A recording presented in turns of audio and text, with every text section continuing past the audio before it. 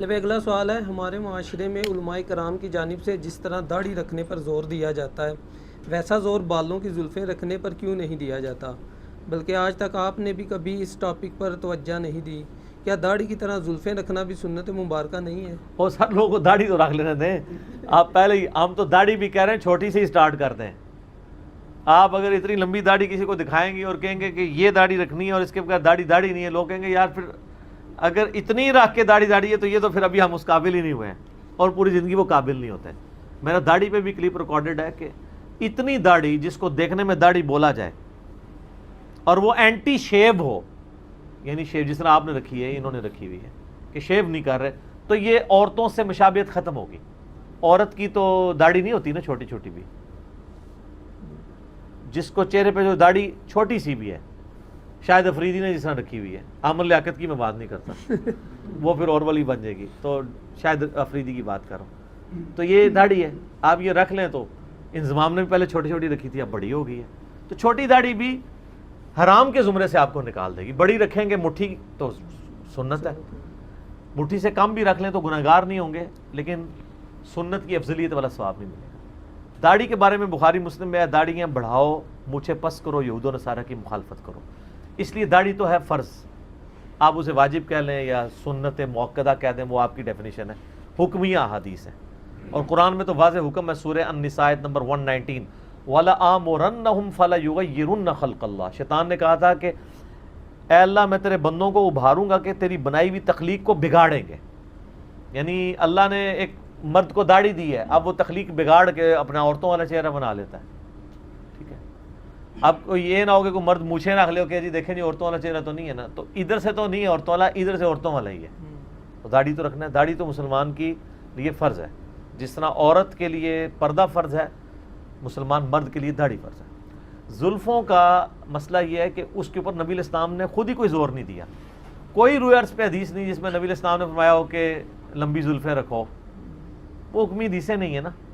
وہ نبی الاسلام کی سنت ضرور ہے، جس طرح کہ تہمد پہننا آپ کی سنت ہے، آپ نے پوری زندگی پجامہ نہیں پہنا، تہمد پہنی ہے۔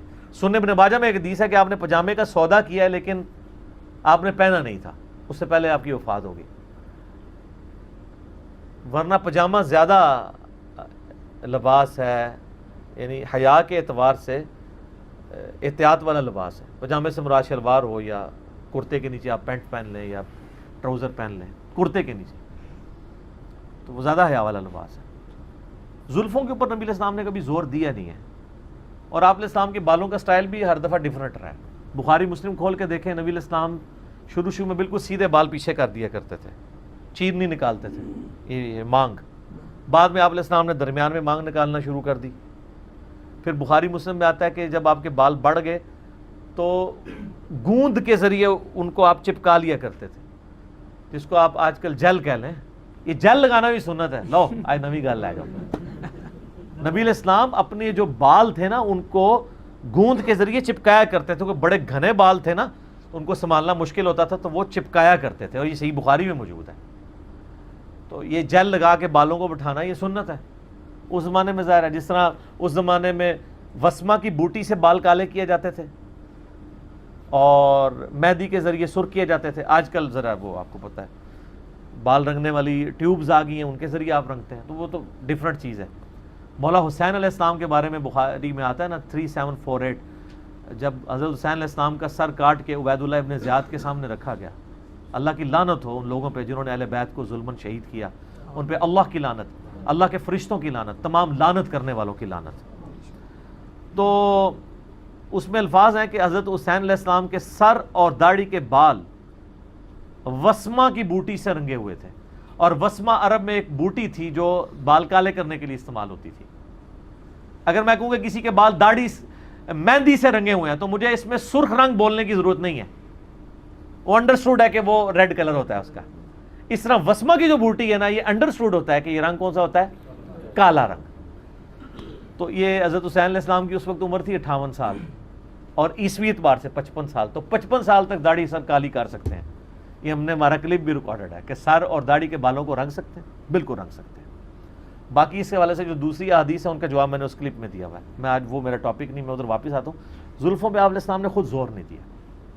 البتہ بخاری مسلم میں ہے کہ نبی علیہ السلام بعض اوقات پوری کان کی لو تک آپ کی زلفیں ہوتی تھی، بعض اوقات آدھے کان تک، بعض اوقات کندھوں کو چھوتی تھی، اس سے نیچے نہیں ہوتی تھی، اس سے نیچے پھر عورتوں کی مشابہت آ جائے گی، زیادہ یہاں تک. اور آپ دیکھیں یہاں کئی پیر ہیں اتنی اتنی لمبی لٹیں رکھی ہوئی ہیں انہوں نے.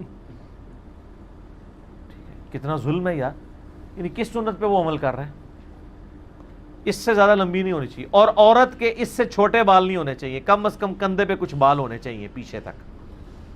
وہ صحیح مسلم میں ہے کہ امہات المومنین نے نبی علیہ السلام کی وفات کے بعد اپنے بال کٹوا دیے تھے کہ اب وہ زینت ظاہر خاوند کے لیے، امہات کے اوپر اب خاوند والا معاملہ تو ختم. تو نبی علیہ السلام کی شادی کے بعد انہوں نے بال چھوٹے کرا لیے تھے تاکہ زینت والا معاملہ نہ رہے. تو اس لیے زلفوں کے اوپر زور نہیں دیا جاتا. اگر کوئی زلفیں رکھتا ہے بہت اچھی بات ہے، اور زلفیں نہیں رکھتا تب بھی کوئی مسئلہ نہیں ہے. سنن ابی داؤد میں حدیث ہے، مولا علی کہتے ہیں جب سے میں نے نبی علیہ السلام سے سنا ہے کہ جس کے غسل میں کوئی بال خشک رہ گیا اسے عذاب دیا جائے گا، تو 3 دفعہ مولا علی نے کہا میں نے اپنے سر کے ساتھ دشمنی کر لی، میں نے اپنے سر کے ساتھ دشمنی کر لی، میں نے اپنے سر کے ساتھ دشمنی کر لی، میں نے سر کے بال ہی مڑوا دیے. تو مولا علی زلفیں نہیں رکھتے تھے، سر گنجا ہی رکھتے تھے اپنا. بعد میں تو خیر ویسے ہی گنجا ہو گیا خود پہن پہن کے. آپ پتہ نا حضرت علی اور حضرت عمر جو ہیں ان کی نیچرل گنج ہو چکی ہوئی تھی، اتنی لوہے کا خود پہن پہن کے، تو اس کی وجہ سے گنج ہو چکی ہوئی تھی. بال ویسے بھی وہ رکھتے بھی گنج ہی تھے. تو اگر زلفوں کا حکم ہوتا تو مولا علی ضرور رکھتے، تھوڑے بہت ہی رکھ لیتے. اور وہ کہہ رہے ہیں میں غسل میں احتیاط کی وجہ سے میں سر مونڈتا ہوں. اس سے ہمیں یہ پتہ چل گیا کہ بالوں میں وہ والی سختی والا حکم ہی نہیں ہے. یہ جس طرح یعنی دعوت اسلامی والے بہت سختی کرتے ہیں اس پہ، سبز پگڑی والے، ہمیں پتہ ہے، یعنی انہوں نے تقریباً زلفوں کو بھی داڑھی کا درجہ دے دیا.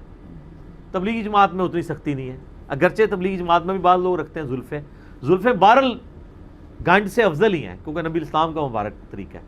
نبی الاسلام نے بھی گنج کروائی ہے، سر کے بال موڑنے ہیں، لیکن حج اور عمرے کے موقع پہ. ویسے آپ علیہ السلام نے ہمیشہ پورے بال رکھے ہیں سر کے. تو اس کو پھر سنبھالنے کا بھی ایشو ہوتا ہے، ظاہر ہے بال رکھ کے چھوڑ نہیں دینے، آپ نے دھونا ہے، پھر بالوں میں تیل لگانا ہے، کنگھی کرنی ہے، ان کو مینٹین کر کے رکھنا ہے. یعنی میں اپنا بتا دوں کہ میرے لیے لمبے بال رکھنا مجھے ذرا تکلیف دہ ہوتا ہے. میں نے بھی کسی زمانے میں رکھی ہوئی تھی، یعنی اپنی ینگ ایج میں، ویسے ابھی بھی جوان ہوں، FSC میں 94 میں. تو اس وقت مجھے پتا ہے کہ ابھی بھی میرے بال اتنے زیادہ گھنے ہیں کہ میں رکھوں تو میرے لیے پگڑی پہننا مشکل ہو جائے.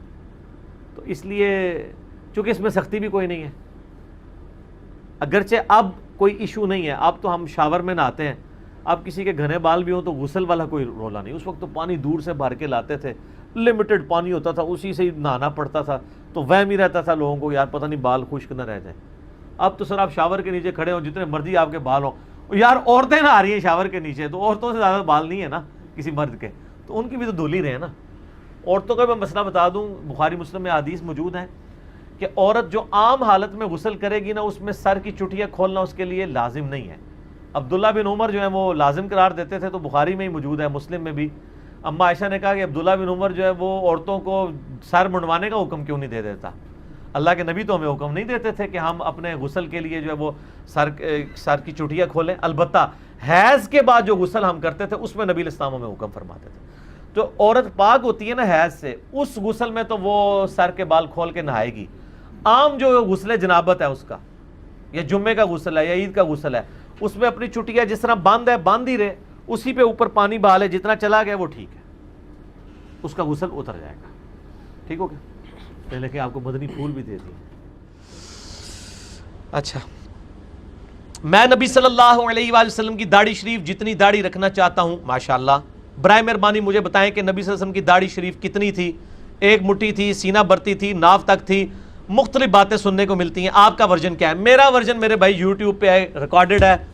دنیا میں داڑھی کے اوپر کسی کا اتنا کلپ نہیں دیکھا گیا.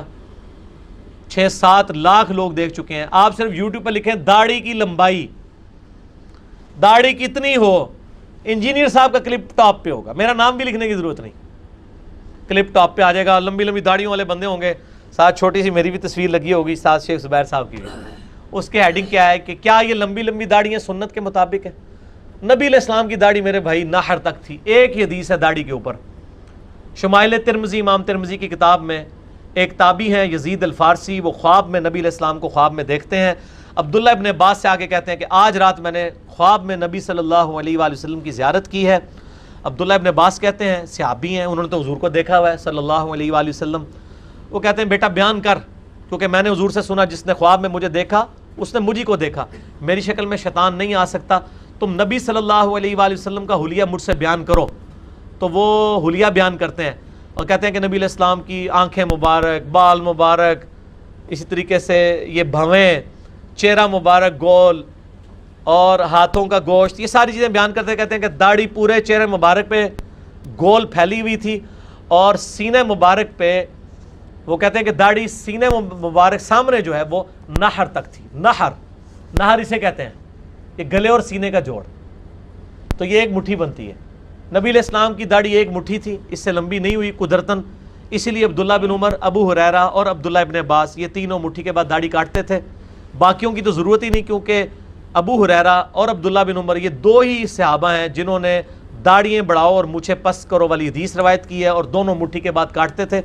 داڑھی کی شرعی لمبائی مٹھی ہی ہے، اس کے بعد اگر کوئی رکھے تو صرف جائز ہے. بہرحال بہتر طریقہ یہی ہے کہ نبی علیہ السلام سے آگے نہ بڑھا جائے، داڑھی مٹھی ہی رکھی جائے. میں تو داڑھی کاٹتا ہی نہیں ہوں، یہ نہ سمجھیں کہ میں اپنے لیے وار کر ہوں، میری داڑھی مٹھی سے بڑی ہوئی نہیں ہے. اس کے اگینسٹ سنن نسائی میں حدیث ہے، جو داڑھی کو گرا لگائے محمد صلی اللہ علیہ وآلہ وسلم اس سے اعلان برات کرتے ہیں. جنہوں نے لمبی رکھی ہیں وہ اندر یوں فولڈ کر کے رکھی ہوتی ہیں، وہ حرام ہے.